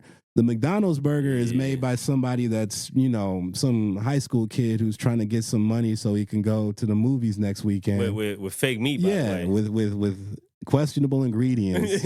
Questionable, yeah. Versus Gordon Ramsay, is some employee that really loves cooking who is so glad to be working under a Gordon Ramsay restaurant.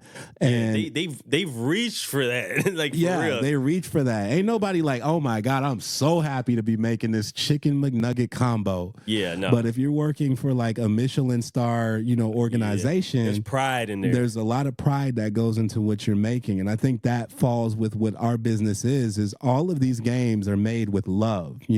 I'm a rapper. I was a rapper before I was a game designer. You're Gordon Ramsay. Yeah. So for me, when I'm working with a musician, like, I actually have a higher respect for their craft, and I'm able to empathize with them creatively and to make something for the love of the music because I am a musician. I can relate, you know, versus some firm that's probably not in America, some people in some other country. You gotta be in the culture. Yeah. That's the thing. Otherwise, it's not authentic. Exactly. So I think what works for FanArcade is that we have authenticity.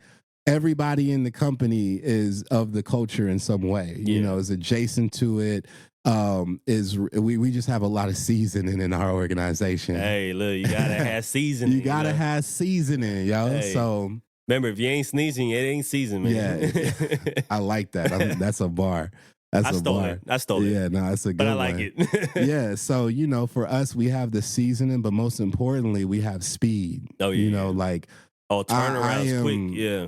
When I get into the zone, I am obsessed. I'm one of those people who, like, I don't know, I'm a Scorpio. Maybe it's a Scorpio thing. I don't know. But, like, I get obsessed about things. You know what I'm saying? So when I take on a project, like, I eat, sleep, and breathe that shit. Like, so you got a birthday coming up. Oh, it already passed. Oh, it just passed? It passed, yeah. Oh, shit, happy belated. I appreciate that, man. Appreciate that. Yeah. A little November, baby. It's Valentine's Day. Shout out moms and dads. I only got one Scorpio in the family. That's my mama. Okay. Her birthday just passed a couple days ago. Really? Okay. Yeah. That's what's up. Yeah. November Scorpio is different. Y'all a couple days apart. That's crazy. Okay. Yeah.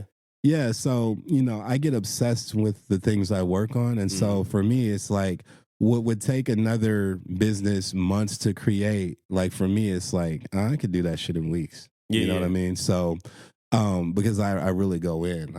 I don't sleep. That's why I got the vampire thing. So I don't sleep, Oh, the reason I brought that up earlier, though, is because, like, somebody had asked me, they're like, yo, what kind of grill would you get? Like, I was like, man, I've been fascinated with grills, like, since, back in the day when we was, listening to like old Texas raps, back when to the Paul Kappa. Walls and when everybody had like the crazy like diamond cuts, all the blue diamonds. Just Remember Paul Wall? I remember Paul Wall and Nelly had one of the illest grills in that grills video. Crazy, and I was all like, oh my God, I was like, one day I'm gonna just have one. But I used to want the whole thing, like top bottom. Right, yeah. Now I'm like, you know what? I think something a little discreet, like where you can still like pull up in a place. You're not over the top. And I was like, I just need some dope ass fangs. So I've been saying that for like 2 years. Man, go do it. And I feel like I'm getting close now. I'm like, it's almost time, I think. Where I gotta make it happen. And all my people got grills now. Like I feel like the grills is really coming back. Yeah, they are. And it's crazy. Like the resurgence of grills is like that's something that should be studied, man. It is. Because I thought that shit fell off for a bit, and then now it's like because everybody started doing the veneers. Yeah, the chiclets. Yeah. And then I started finding that a little humorous because I'm all like,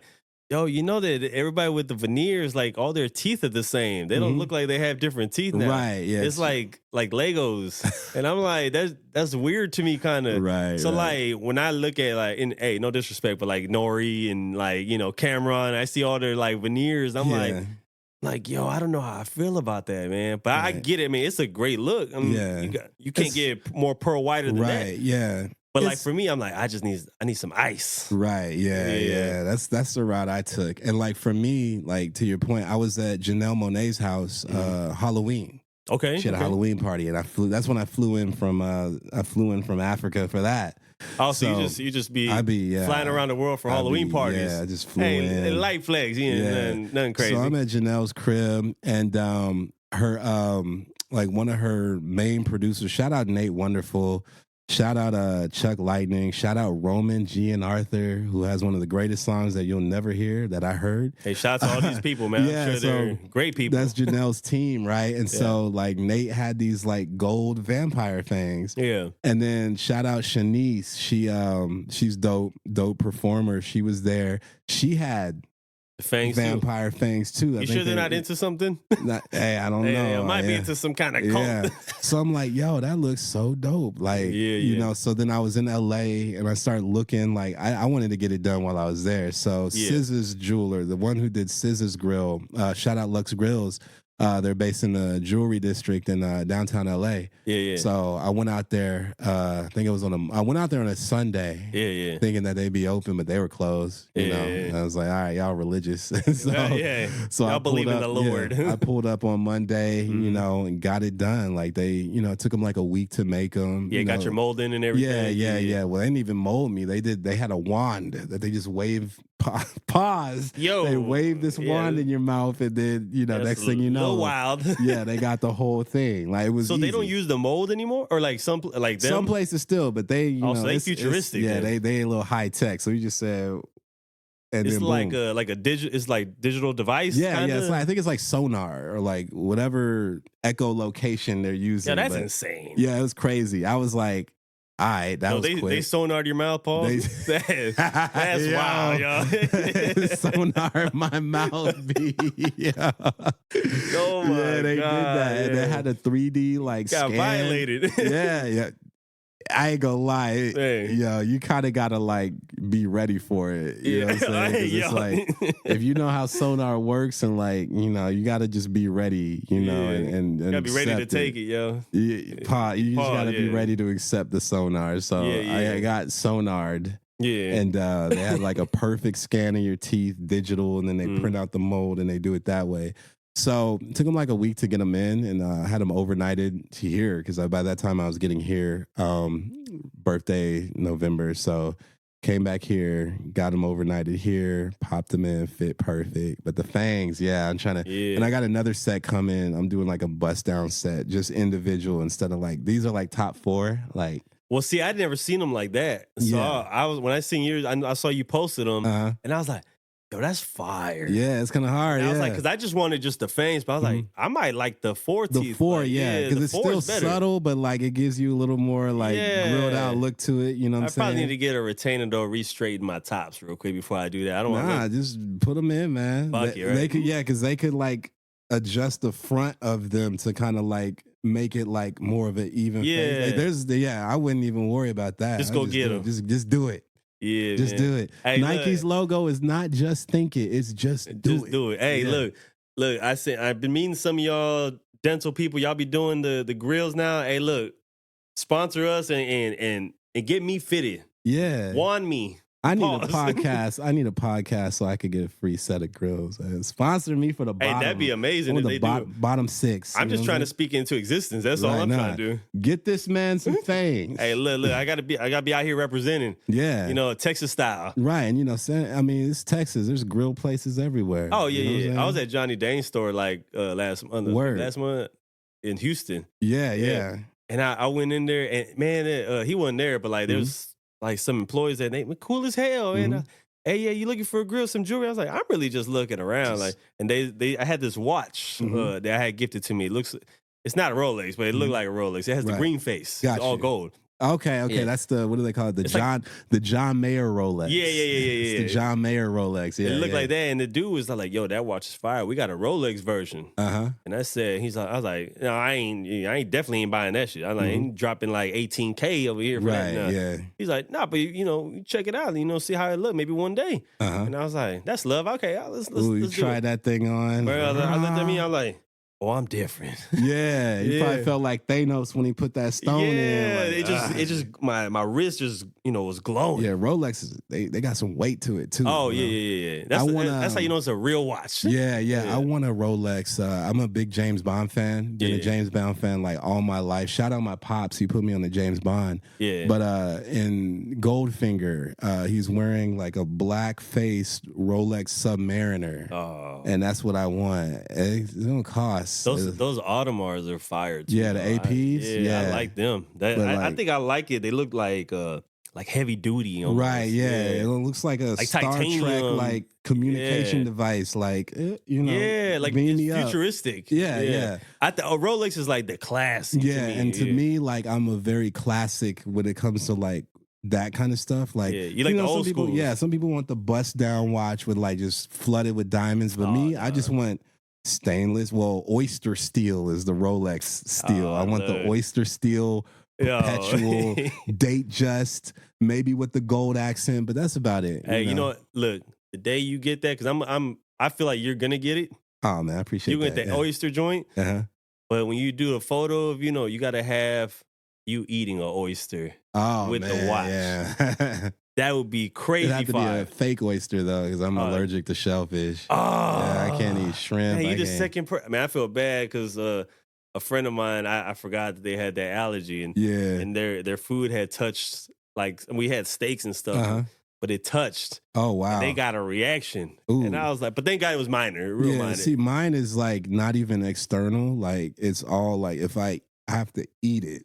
You stop breathing, or no? It just inflames my stomach. Oh, in the worst way, because like it's one thing to have like a stomach issue that you could shit out. You know what I'm saying? This is now when you just full blown pain. This is just pain. Just the lining of my stomach just feels like it's on fire. So it's happened 2 times in my life. Like I ate shrimp at a hibachi spot in Oklahoma City, and see, I remember the time and the place and where I was. Good memory. Yeah. I was at a hibachi spot in Oklahoma City, and I was howling in pain the whole night. Hey, were they flicking them at you?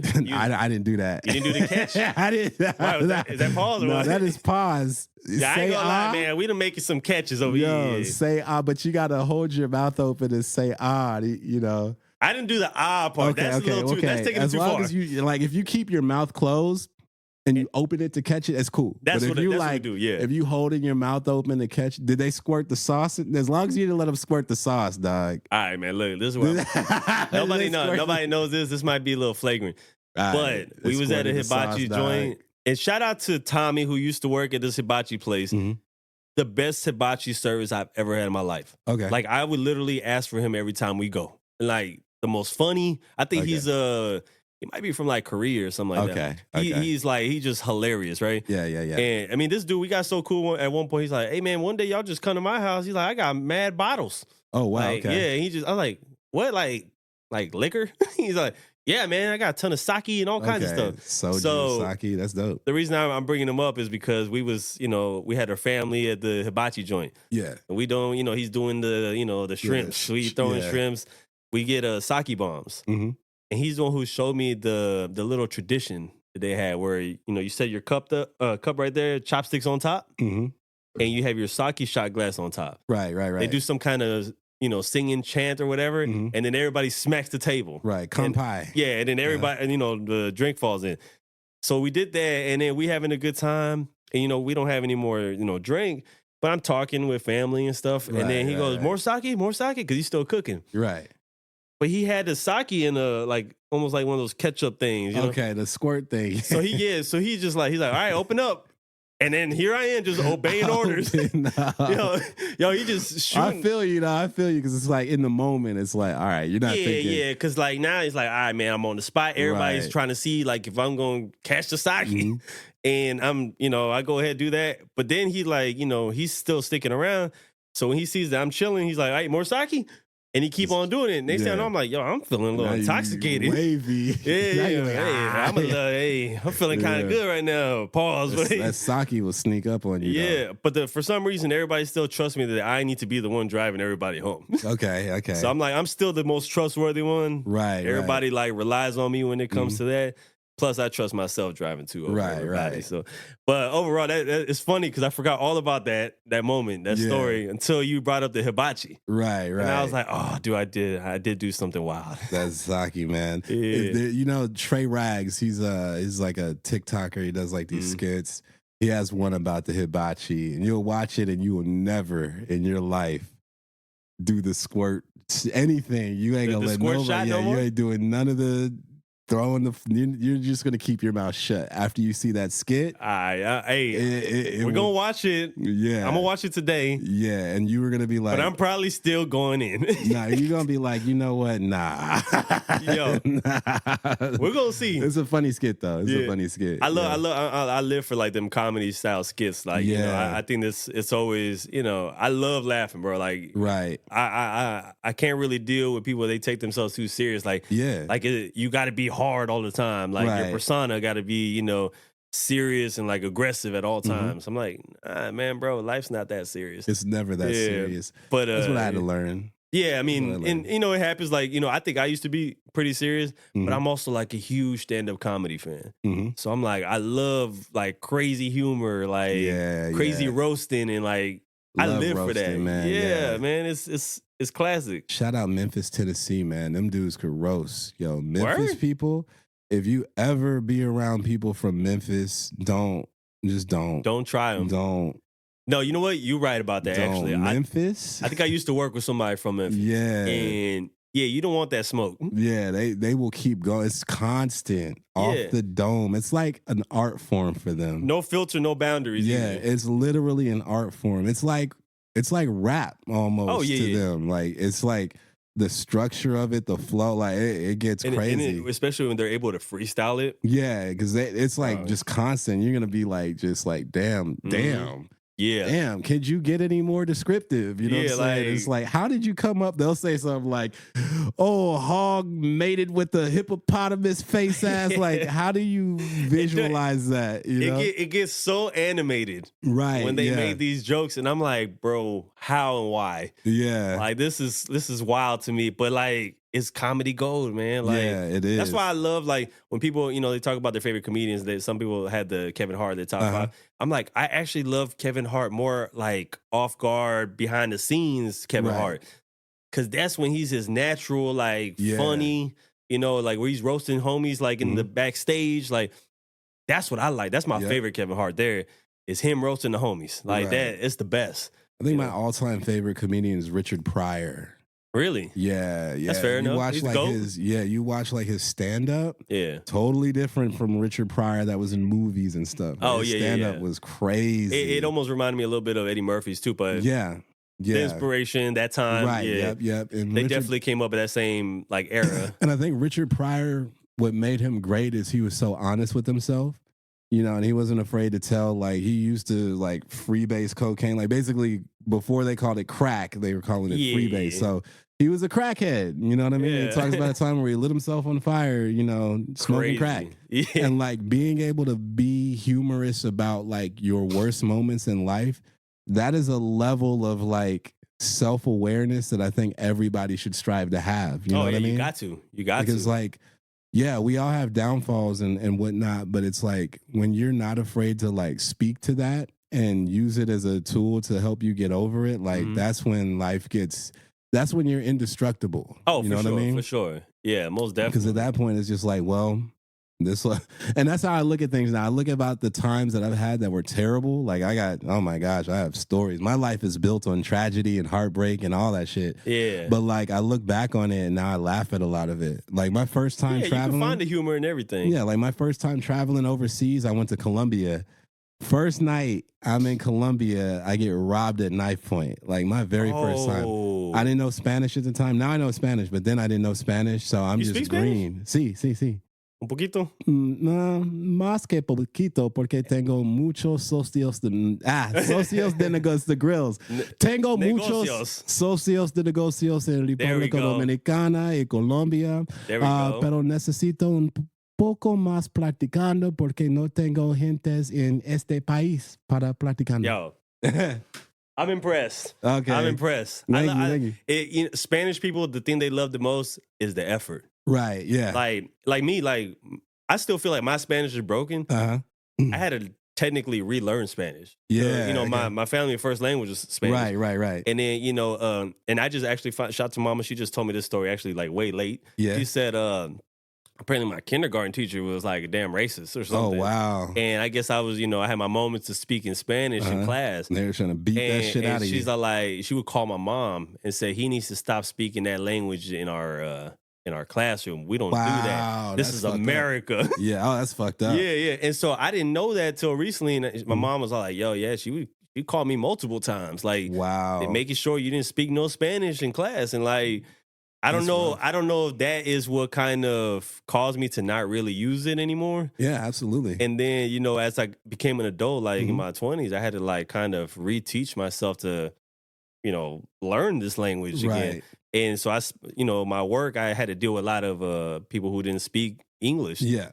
And I was like, it's coming back. Right. And so when it went from me being able to get by, because it was really broken. I actually had somebody say that my Spanish was super trash. Oh, damn. And I was like, well, damn, man, at least I'm trying shit.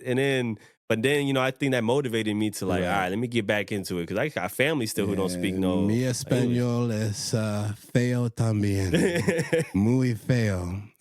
Pero entiendo. Sí, pero es suficiente. Yeah, there you go. There you go. Right.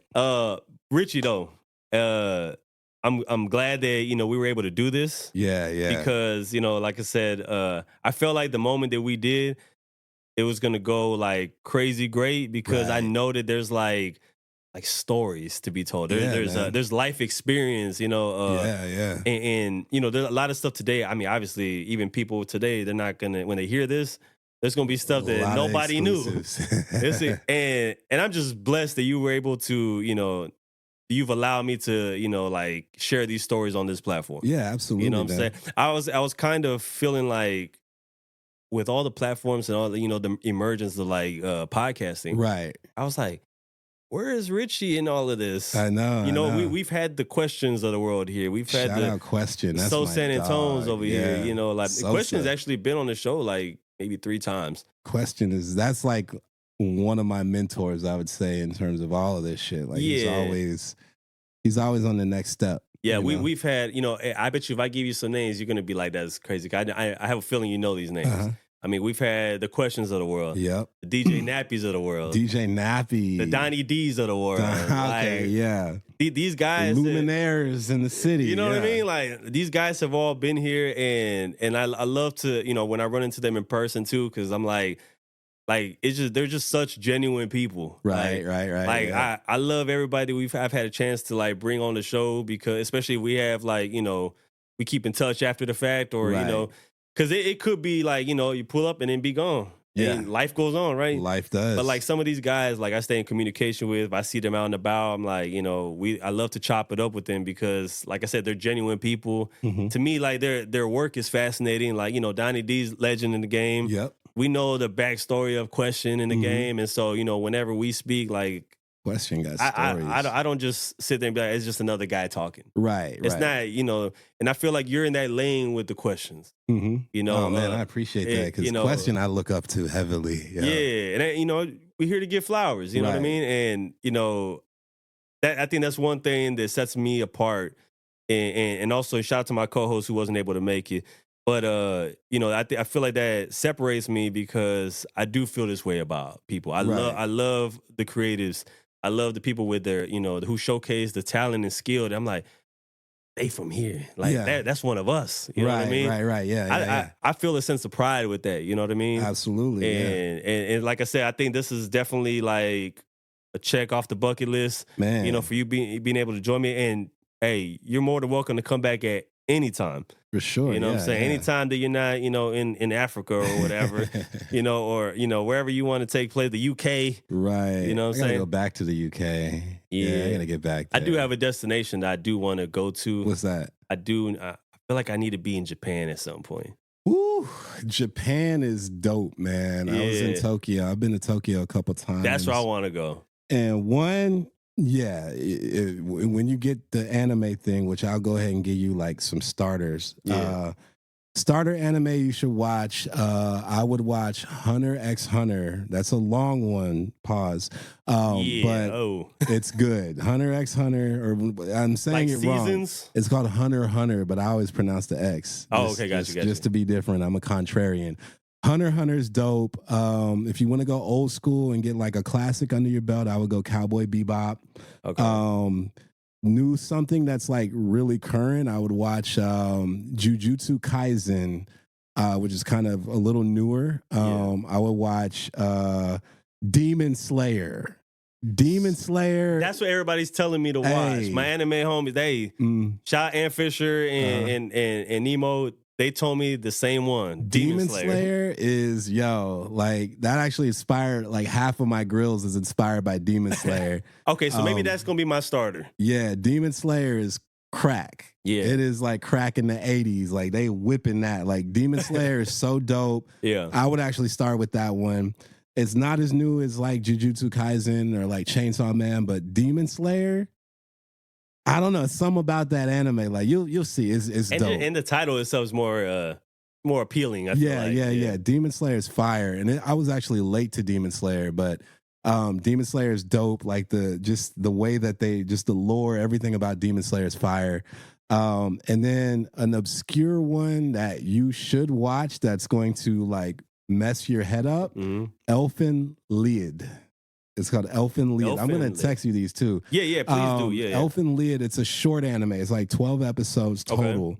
So you could get through it like in one binge watch, but Elfen Lied is crazy. Like 30-minute episodes? Yeah, you're going to be like, what the hell? What the fuck is this shit? But it's hauntingly, you'll never forget it. You'll watch it one time, probably won't watch it again, but it is hauntingly beautiful as an anime. Yeah, like, you'll remember it when it's all said and done. And then if you want something super cerebral, like something that's just like, for me, somebody who suffers from like a lot of social anxiety and depression and all that, Neon Genesis Evangelion is a really good anime series too. And it's like, it's another trippy anime, but it's really dope. A lot of action, a lot of concepts that you're going to be like, that's interesting, like religious concepts and stuff. Like anime is one of those genres that could go from super unserious to like the gravitas could be like earth shattering, like how deep it can go. You know what I'm saying? So Evangelion is one of those. And then my personal two favorites of all time, Mobile Suit Gundam, the giant robots, like, think mecha pilots piloting giant robots, like doing shit. I love that shit. Yeah. Because I was a big like Mecha Godzilla fan when I was a kid. So anything where there's robots that are taller than buildings and shit, like I'm a fuck with. You're in that. Yeah. So Gundam, and shout then out to Godzilla. Shout out to Godzilla. My pop put me on the Godzilla too. Shout out, Dad. Hey, let me ask you real quick though. Do you hate the Godzilla from 1997? Yes, I do. The big iguana looking motherfucker. That's what I figured. Yeah, I figured when you say you like the old school guys, I was like, he's not gonna like 1997. Yeah, 1997 was weird. Like they just made him a giant iguana. You know what I'm saying? Like, But I feel like I gravitated to 97 because at that time, like, I mean, that was the start of like the Jurassic Park era. Yeah, so the CGI and shit. And I was like into dinosaurs like crazy. Like I was fascinated by dinosaurs. Yeah. Especially like T-Rex and raptors, so the carnivores, right? Yeah, the raptors. And I'm like, oh, Godzilla, he's a dinosaur. Like, I'm like, oh, it's going down. So like it became one of my favorites as a kid. It's not a bad movie per se, and I like the fact that it was like the first time Godzilla was like in the States. He was in New York, fucking up Manhattan. Touchdown, touchdown. And he's like, I'm just trying to, you know what I'm saying? Yeah. And he's just trying to have his babies. Yeah, and, he had a whole nest. Yeah, and he was like, he was whooping the military's ass too. Right, yeah. He was giving them that work. Taking them choppers down, you know what I'm saying? And you know what? And he was trying to be cool. Yeah, he was really. Zilla wasn't trying to hurt nobody. He's like, I'm just gonna chill in Madison Square Garden, have these babies. Yeah. Which and take over the world, kind of, without knowing it. A whole bunch of them, Yeah. But when you look at like the overall lore of Godzilla and kind of what it's representative of, like then it's like, it doesn't really mesh well. Like if you watch the old shit, like the Showa era Godzilla movies, which the Showa era was a specific era in Japan, imperial era in Japan, and any Godzilla movie made during that era is called the Showa era. Those Godzilla movies are interesting. Like you had Godzilla versus Mechagodzilla, Godzilla versus Monster Zero. Those are like the classics, And if you go into the new Godzilla, I don't know how much you've gone into the new Godzilla. I actually watched them all. Okay, yeah. So then you could see a lot of those things, like the Mecha Godzilla that was in Godzilla versus Kong, or the Monster Zero. Like you're seeing like them bring back that old school feel. I actually enjoy them though. Like I don't like the old school one, especially. Remember they used to have the one where it looks like they're walking across the table. It was super fake. There was one where like Godzilla beat. I think he beat Monster Zero the first time that he fought Monster Zero on the moon or some shit, right? Yeah. And like he starts like jumping, like doing like a celebration dance. Oh yeah, and that's it's like, crazy. Yo, you gotta see like he like jumping like a leprechaun, like doing an Irish jig. Yeah. And it's like, why would a giant monster do that? And Godzilla wouldn't do that. Yeah, like sometimes like he'll pump his fist, like, and it's like it's clearly a dude in a suit, you know what I'm saying, doing that shit. So like that's when it gets kind of weird, but it gets kind of corny. Minus some of those things, right? Overall, I've always been like a Godzilla fan, and so I do like that what they've been doing with the movies. Sometimes there's little things here and there that I could do without that part, right. But overall, like it's good, and if you got kids, like it's good to take them too because they enjoy that, And, kids love the giant robots. It's like an excuse for me to go and see it. Though. Right. Yeah. I'm like, I know y'all want to see this. And me too. Man, let's go. So. But no, once again, man, I appreciate you giving me the time. Like I said, out of your schedule, you're a busy man. I'm glad. Also, which I want to add in here is like the things you've overcome. Like I'm glad you got to share the story about just what you've been going through for a little while, and now you're like back. Yeah, you're in the game. Yeah, literally. Now you CEOing out here. Right. Yeah, that's crazy. I did not expect that to happen, but it goes to show you, man. Like, especially like I'm big on like depression and mental health, anxiety, mental health. Like that's so important to me because I've been through the worst of it, like the worst possible scenarios that you could think of that come from that. And to like, I really shouldn't be here right now. Like I could be dead, but I'm not. And for that, we're glad you're not because a lot of people like. Like I said, I've had conversations in regards to you, and I've never heard anybody say like, "Oh, Richie Branson ain't shit." Right. That doesn't happen. Like it's always like somebody speaks highly. Like that's part of why we were able to make this episode happen today. We talked about it pre-show. Yeah. And I'm glad that was said because I didn't know you were in town.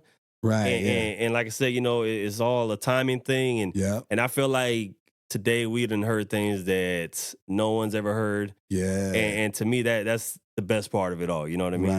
Right. Hey, I wish you like all the success, continued success. I want to be, right there for the journey. You know, just to see, you know, yeah. what's next in the life of Richie Branson. And to anybody, you know, if you're not up to date with Richie Branson, where can they follow you? You can follow my Instagram at Richie Branson. Twitter, I don't really post a lot, but I'm on Twitter at Richie Branson. Facebook, Richie Branson. Yeah. YouTube, Richie Branson. Not hard to find. Not hard to find, but as far as like where you'll see like regular updates about what I got going on, FanArcade.tv. Oh, yeah, Because, yeah, everything now, like my entire identity is like poured into my business. As it should, yeah. And and that's growing. The stuff we have coming next year is going to blow y'all's mind. Like, I can't even talk about it. Whole lot of NDA stuff, you know what I mean? Oh, but, yeah, for sure. So I'll be announcing a lot of like new projects soon. And like, yeah, it's man, I'm just happy, dog. Like this a year ago I'm today. Glad to see it, man. I was down for the count. Yeah. And now I am counting down, you know, so yeah, it's a beautiful thing, man. And like I said, I think that's maybe what I take away from this show the most, or at least this episode, is the fact that you've been able to make this comeback. Right. And continue, because, you know, you never want to see like talent just get cut short, you know what I mean? Or go away early. And it happens so much. Yeah, and you know, I think we need you for the culture. You know, a lot of people, I think, you know, whether they're saying it out loud or not, I think they know that you belong here. Word, you know what I'm saying? And no matter what part of the world, but regardless, you know, we watching and we glad that, you know, you out here, you know, you up right now. Yeah. Pause. That might be pause. Yeah. Well, there's a Drake because I'm up right now. There we go. Well, you stuck right now, so we gonna take that pause out. You know. Yeah. But hey, this is Richie Branson, star in the building. Chief Suits Podcast, episode 373 on the road to 400. We almost there. And hey, we definitely gonna have to see you back one day, brother. Hey, yes, sir. You will. I'll be back, man. I appreciate the time, dog. This has been a long time coming. No, yeah, for sure, for sure. I'm glad. Like I said, you know, I can't thank you enough. And we definitely gotta do this again, man. Yes, sir. We're gonna run it back. We're gonna run it back. Yo, with that being said, we out of here, baby. Yes, sir. Let's go. Yeah, that was dope as hell, man.